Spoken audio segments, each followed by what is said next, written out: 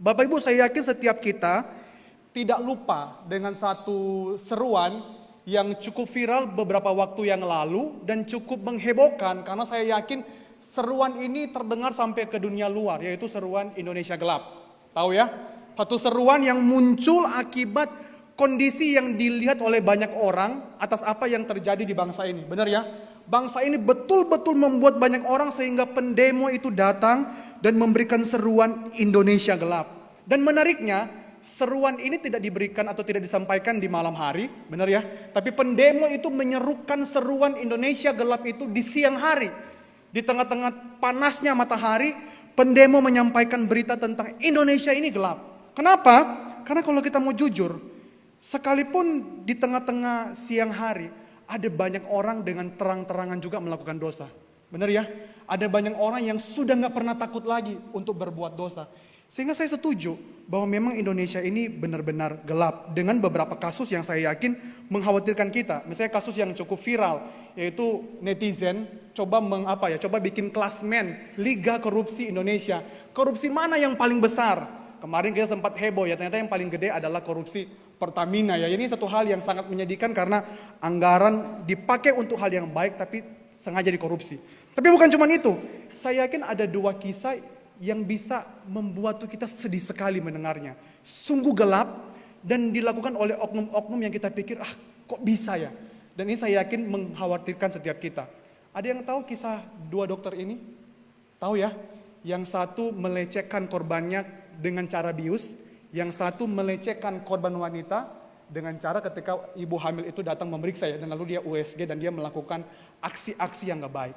Bagaimana kalau itu terjadi kepada kita, saudara kita? Apalagi hari ini juga marak kasus LGBT. Bisa jadi oknumnya laki-laki juga bisa melecehkan laki-laki. Jadi ini betul-betul menggambarkan kondisi Indonesia yang benar-benar gelap, menakutkan, sekaligus juga mengkhawatirkan setiap kita. Benar ya? Tapi kalau kita memundur lebih kecil lagi ke lingkup gereja, apakah kegelapan itu ada nggak di lingkup gereja? Sedih sekali beberapa waktu yang lalu, sinode di mana saya beribadah waktu saya kecil di Manado, itu ada satu kisah yang cukup menyedihkan. Jadi polisi tetapkan 5 tersangka kasus korupsi dana hibah Sinode Gemim. Ini sinode yang cukup besar di Indonesia, saya beribadah di sana, sedih sekali. Ada oknum pendeta pun juga ditangkap. Dan lebih daripada itu, saya punya teman, seorang hamba Tuhan yang melayani di daerah Jawa Tengah. Dia bukan melayani di gereja, dia seorang aktivis yang membela korban-korban pelecehan seksual terhadap anak dan juga perempuan. Dia bilang, bro, yang paling susah, yang paling sulit dilawan, kalau pelecehan itu dilakukan oleh orang-orang di gereja. Sengaja didiamkan, sengaja ditutup, sengaja, udah gak usah ngapa-apa, damai aja. Sehingga dia bilang, ada satu pelaku yang akhirnya terus-menerus melakukan aksi pelecehan, termasuk di gereja, karena memang sengaja gereja suka mendiamkan dan suka menidurkan, atau sengaja udah nggak apa-apa. Itu terjadi dan sedih sekali itu terjadi di gereja. Jadi bukan cuma masyarakat luas yang gelap, tapi kalau kita mau jujur, gereja pun juga bisa gelap. Pertanyaan sekarang, bagaimana dengan kondisi kita? Bagaimana dengan kita secara individu? Kita tidak lebih baik dari banyak kasus yang kita baca di grup WA, di berita, di TikTok, atau mungkin di mana-mana yang hari ini kita lihat. Seringkali kita bilang kok jahat banget ya. Tapi kita mesti jujur, hati kita pun bisa juga jahat. Benar ya? Kita lebih jahat, lebih nggak baik daripada apa yang bisa kita pikirkan tentang diri kita. Dan beberapa survei yang coba saya dapatkan dari bilangan research, itu boleh menolong kita untuk melihat bagaimana kita pun secara individu, orang Kristen, juga bergumul dengan banyak kondisi kegelapan. Dimulai dari satu survei yang sebenarnya menjadi titik tolak kegelapan itu masih bercokol dalam kehidupan kita. Karena survei ini yang pertama paling penting. 2 dari 5 orang Kristen di Indonesia. Jadi bilangan research mensurvei hampir kepada 1.000 orang di 33 provinsi. Menemukan bahwa ternyata ada banyak sekali orang Kristen. Itu tidak berubah menjadi lebih sering baca Alkitab. Kita sering pelayanan. Kita sering ke gereja. Persembahan ada di gereja. Tapi permisi tanya, baca Alkitab masih rutin gak? Kita pergi mission trip, sibuk di kepanitiaan, ada di mana-mana. Permisi tanya, saat teduhnya masih jalan nggak di rumah? Doanya masih jalan nggak di rumah? Maka kalau firman Tuhan yang menjadi pelita tidak lagi menjadi dambaan kita, maka jelaslah setelah ini ada survei-survei yang sangat menyedihkan yang betul-betul membawa kita untuk boleh sadar bahwa kita ini betul-betul juga bergumul di dalam kegelapan. Makanya kalau kita mau jujur, dari Indonesia gelap, sebenarnya bisa berubah menjadi saya yang gelap. Benar ya kalau kita mau jujur ya. Survei yang kedua, 1 dari 5 orang, ini angka kecil sekali. 1 dari 5 orang dalam 1 bulan terakhir merasa semakin peka terhadap dosa, tetapi tidak berusaha dengan sungguh untuk bertobat. Cuman 1 loh, cuman 1 merasa peka, tapi nggak bertobat. Bagaimana 4 yang lain? Ada survei juga yang lain, yang jauh lebih kecil. 1 dari 7 orang Kristen di Indonesia merasa kesulitan untuk mengasihi salah seorang anggota keluarga. Benar ya. Satu ketika saya mendengar kasus yang cukup mengagetkan. Satu gereja yang dulunya pernah saya datang untuk pelayanan. Heboh sekali. Saya menerima berita seorang ibu majelis meninggal dunia. Bukan karena kecelakaan, bukan karena sakit, tapi dibunuh sama suaminya. Yang juga aktif bergereja. Dan ini problemnya kita hari ini. Cepat ya, biar waktunya nggak terlalu panjang. 2 dari 5 orang Kristen di Indonesia tidak mengalami perubahan dalam hal memberikan perhatian pada komunitas. Bahkan 14% semakin jarang. Dan itu terjadi di mana-mana gereja. Yang penting cukup, keluarga cukup, ekonomi cukup, pelayanan cukup, pulang, gue nggak mau peduli dengan jemaat lain. Survei yang lain, 1 dari 7 orang Kristen di Indonesia yang selama ini bekerja dan belajar, yang benar-benar cenderung untuk Tuhan, bukan untuk diri sendiri, itu kecil sekali. Kita perlu tanya, hari ini gue kerja, hari ini kita berangkat teman-teman muda, kita kuliah jauh-jauh sampai ke luar negeri, cari beasiswa buat apa? Kita bangun karir, kita bekerja siang malam, kita bangun bisnis, investasi, masukkan uang mungkin ke Bitcoin, ke saham di mana-mana. Buat apa semua itu? Oh, supaya nanti bisa saving buat keluarga kita dan lain sebagainya. Buat apa semua itu? Dan ini yang paling parah yang seringkali kita lakukan. 1 dari 6 orang Kristen di Indonesia sering berperilaku Kristen hanya untuk menjaga citra diri.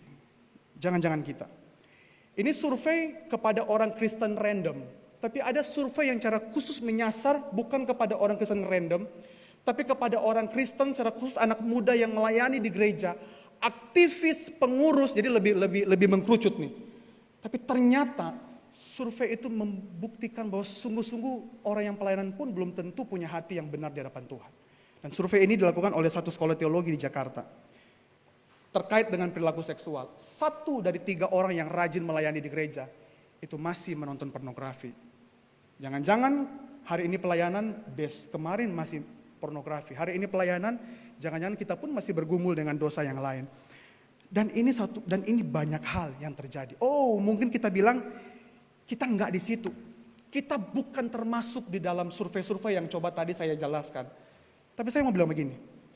Kita hanya terlihat baik waktu kita melakukan apa yang kita suka. Kita memang terlihat baik. Oh, kita mungkin enggak ada di survei tadi. Tapi hari ini kita terlihat baik karena itu bagian yang kita suka lakukan. Yang kita mau kerjakan atau bagi kita tidak perlu pengorbanan yang berlebihan. Benar ya? Mungkin kita taat di bagian yang lain karena gampang untuk kita kerjakan. Tapi di yang lain, kita tutup rapat-rapat kegelapan itu. Maka pertanyaan yang simpel, siapa yang paling membutuhkan terang? Indonesia? Gereja? Atau mestinya kita yang terlebih dahulu? Amin? Gereja? Indonesia? Atau kita yang semestinya mesti terlebih dahulu membutuhkan terang itu? Kalau kita mau rendah hati bilang kita, saya ajak kita untuk baca tadi bagian firman Tuhan yang sudah dibaca. Yohanes 8 ayat 12. Boleh buka Alkitab? Yohanes 8 ayat 12, boleh buka Alkitab, sama-sama dengan saya kita baca. Yohanes 8 ayat 12.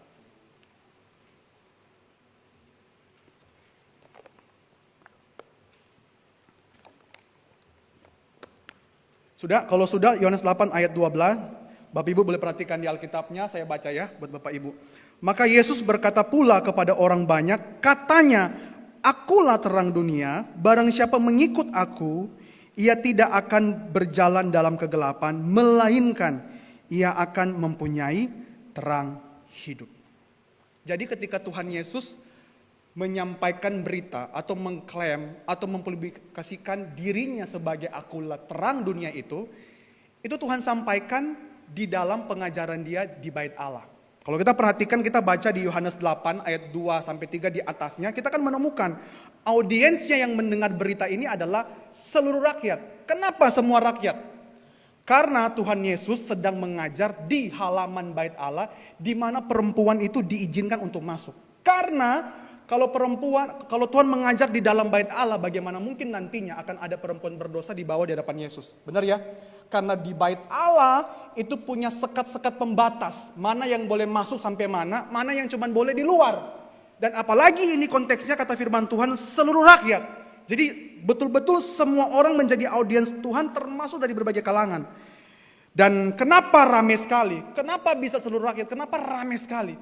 Karena ketika Tuhan menyampaikan berita tentang akulah terang dunia, itu lagi dalam momen atau dalam suasana perayaan Pondok Daun. Kita boleh lihat di Yohanes 7 ketika Tuhan baru datang di Yerusalem, di pusatnya bait Allah. Mereka masih dalam suasana perayaan Pondok Daun.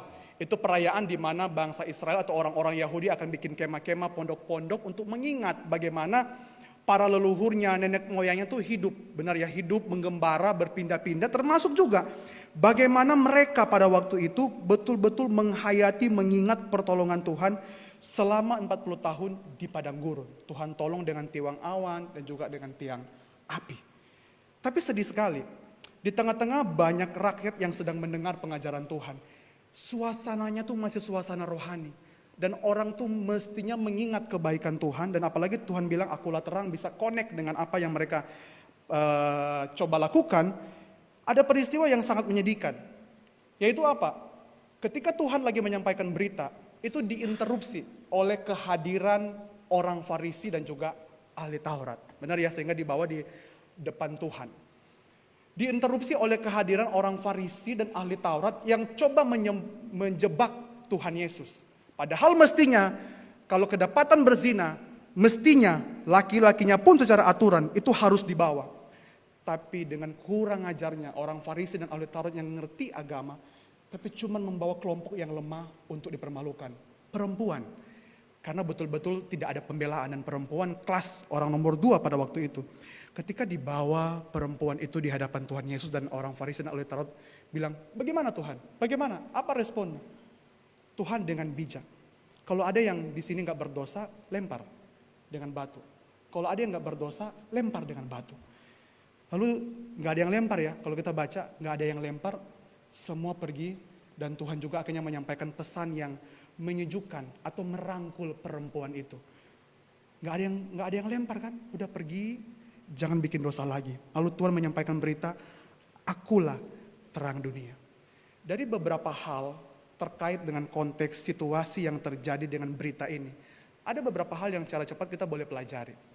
Yang pertama adalah ketika ada banyak orang, siapapun yang ada di situ, tidak berani melempar, itu karena mereka sadar mereka juga orang berdosa. Benar ya? Sehingga pada bagian ini Bapak Ibu, semua orang tuh berdosa dengan kondisinya masing-masing. Semua tuh berdosa dengan kondisinya masing-masing. Dan Tuhan Yesus berhasil membuktikan keberdosaan mereka. Karena sebelumnya, di pasal sebelumnya, Tuhan bilang kepada begitu banyak orang, termasuk orang Farisi dan ahli Taurat, kamu tahu, kamu dapat Taurat Musa, tapi kamu gak lakuin. Kamu coba membunuh saya. Kamu coba membunuh saya. Padahal dalam perayaan Pondok Daun, tapi semua masih bersekongkol untuk membunuh Tuhan Yesus. Tapi yang kedua, yang miris sekali, tempat yang mestinya menjadi contoh akan kehidupan yang penuh kasih, tapi justru seringkali menjadi tempat yang paling rusak. Benar? Seringkali bait Allah, kita pernah tahu ya bagaimana Tuhan pernah menyucikan bait Allah, dia marah karena orang tuh betul-betul dengan seenaknya. Bahkan Tuhan juga pernah mengecam Yerusalem. Jadi bukan cuma daerah Yerusalem, tapi juga tempat yang mestinya tuh orang Farisi dan ahli Taurat betul-betul tuh menjunjung tinggi kasih Allah, benar ya, menghormati di situ. Bait Allah ataupun gereja hari ini mestinya jadi maket kerajaan Allah. Tapi seringkali kita gagal, bukan? Justru paling banyak orang dihakimi dalam gereja. Benar? Orang kadang-kala lebih sakit hatinya di dalam gereja. Itu dilakukan oleh orang Farisi dan kepada perempuan yang berdosa. kaum yang lemah. Tapi respon Tuhan tuh berbeda. Jadi bukan cuma kondisi, semua berdosa, tapi tempat juga tidak merefleksikan kasih Allah di sana. Tapi yang ketiga, bukan cuma tempat, tapi perayaan. Di tengah-tengah perayaan masih ada orang yang berbuat dosa. Benar ya? Di tengah-tengah ada orang yang bergereja tetap dosa. Di tengah-tengah masih ada perayaan, dosa tetap terjadi. Baik perempuan, baik banyak orang, baik tindakan orang Farisi dan juga ahli Taurat. Maka kesimpulan apa yang coba bisa kita tarik dari beberapa pembelajaran ini? Saya cuma mau bilang begini, tanpa kehadiran Yesus di hidup kita, di gereja kita, lokasi, di bangsa kita, bahkan dalam seluruh aktivitas rohani yang hari ini kita lakukan, kalau Yesus tidak ada di sana, maka segala sesuatu itu sebenarnya gelap. Cuman kemunafikan di sana tapi kita jual dengan topeng agama. Benar? Kalau kita mau jujur. Dan itu pasti membawa kita pada kegelapan yang paling mengerikan karena kadang-kala kita dibodohi, dibutakan, menipu diri sendiri dengan jubah-jubah agama. Dengan banyak hal yang coba kita bangun. Semua berdosa. Tempat tidak bisa. Oknum juga gagal. Pemuka agama. Termasuk kita hari ini dengan kondisi yang berbagai hal. Indonesia, gereja, kita sebagai individu. Gagal semuanya.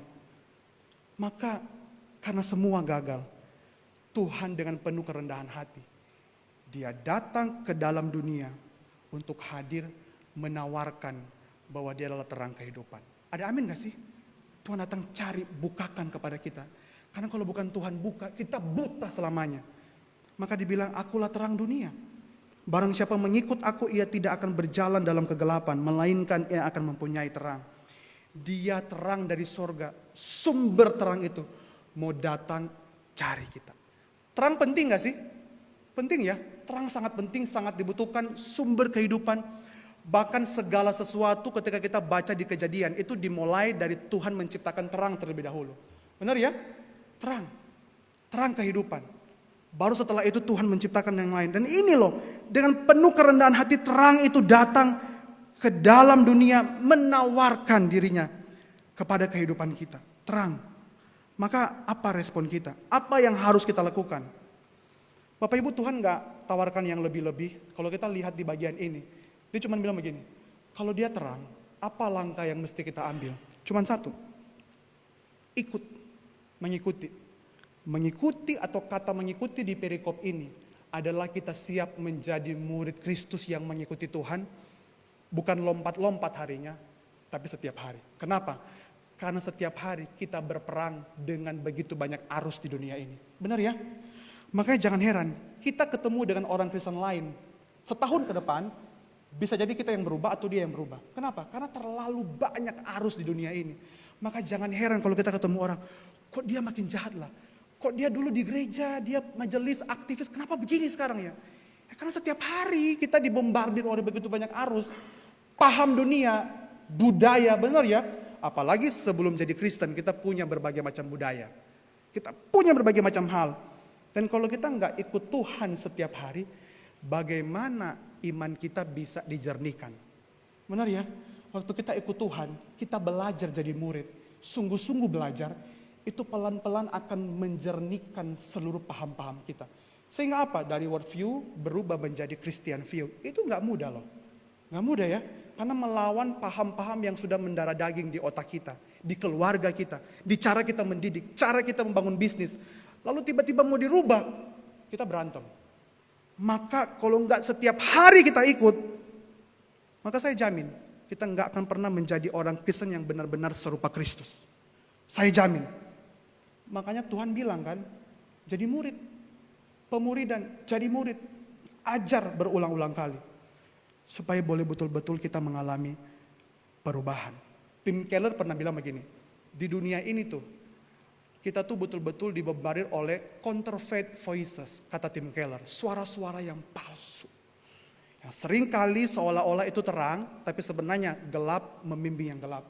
Bagaimana kita tahu suara yang asli? Kalau baca firman aja, gak pernah bolong-bolong, atau cuman di gereja, atau cuman sibuk pelayanan. Maka kita mesti mengikuti Tuhan setiap hari. Supaya terang itu memimpin kita tidak berjalan dalam kegelapan. Menarik sekali dari perenungan dan dari buku juga yang saya baca.